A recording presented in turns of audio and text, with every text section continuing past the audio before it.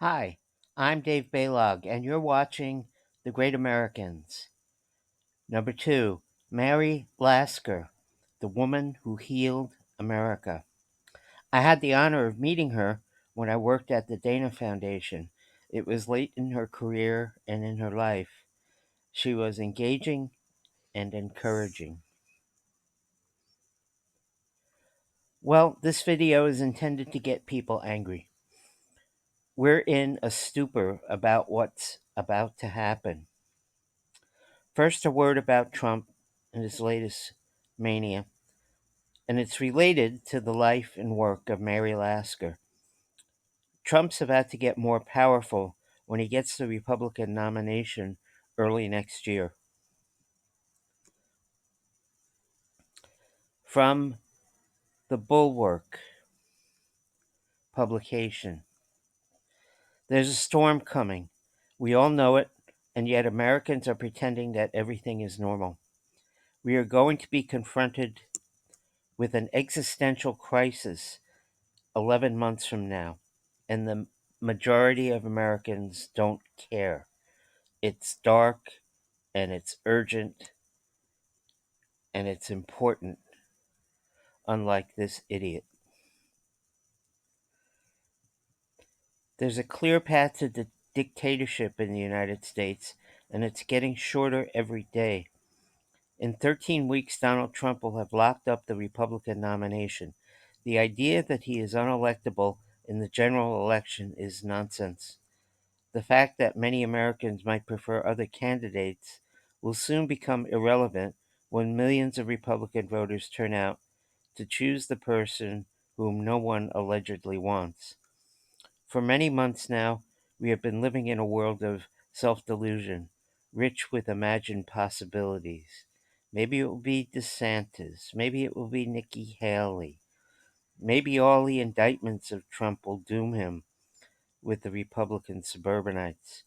Such hopeful speculation has allowed us to drift along passively, conducting business as usual, taking no dramatic action to change course, in the hope and expectation that something will happen.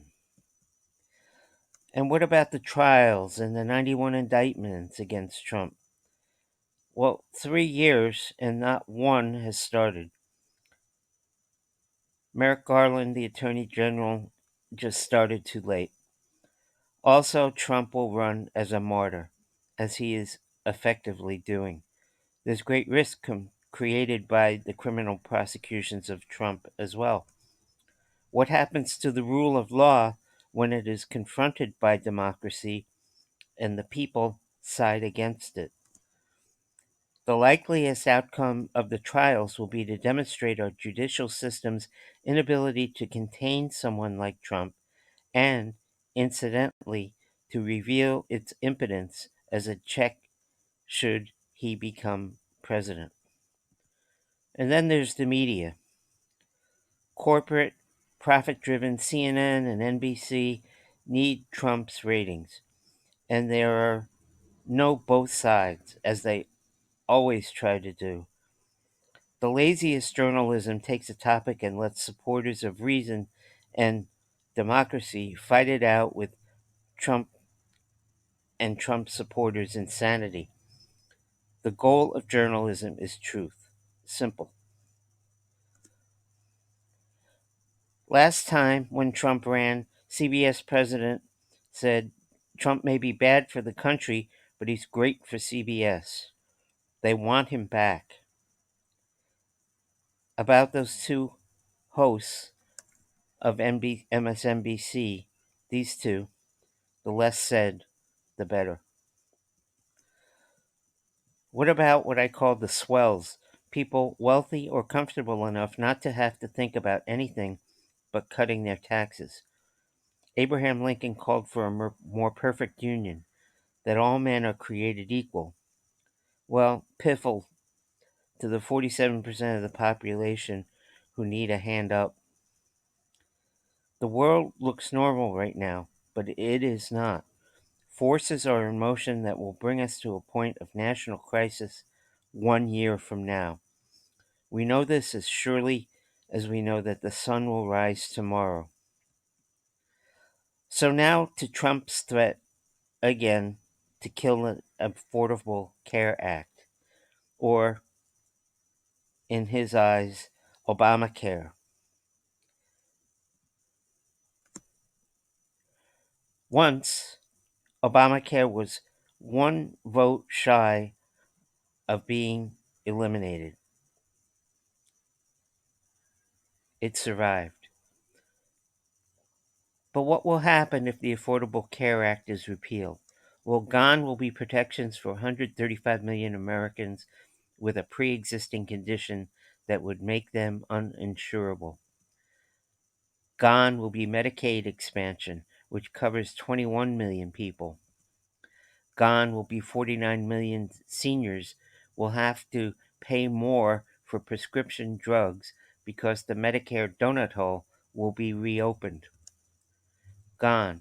Insurance companies will be able to charge women more than men. And finally, 2.3 million adult children will no longer be able to stay on their parents' insurance. Relatedly, how did Trump manage COVID? Well, a million dead, forgotten to the wind. Oddly, not a topic of research or conversation among many, if any, Americans. Well, President Harry Truman had the first plan for universal health care. Mary Lasker, activist citizen, supported it, but doctors called the plan socialized medicine, and it died before it could reach a vote in the House. But Mary Lasker persisted. She knew power and she knew how to influence it. She advocated for Medicare and Medicaid, signed into law in 1965. She helped build the National Institutes of Health and the National Cancer Institute. She wanted to eradicate cancer, stroke, and heart attacks, still the three big killers of America. Mary Lasker emphasized research. Until her work, the National Cancer Institute had a small budget to seek only comfort for the sick and dying, not to investigate treatments and cures. The Lasker Awards are the American versions of the Nobel Prizes. They promote scientific and medical innovations and cures, treatments for all. Well, let's read more about it. Please get informed. Of course, I'm going to suggest my own book, 20 Who Made America Great Already, period. You can learn more about Mary Lasker here and 19 others who did make America great, unlike you know who. And register to vote. There is no more critical duty of a citizen than to vote, to get registered and to vote. It is the minimal requirement of a citizen in a democracy like ours. And if you like this video, please help our cause by liking, subscribing, and sharing. Well, thank you for watching. Be kind, be well, and please, please stay involved. Thank you.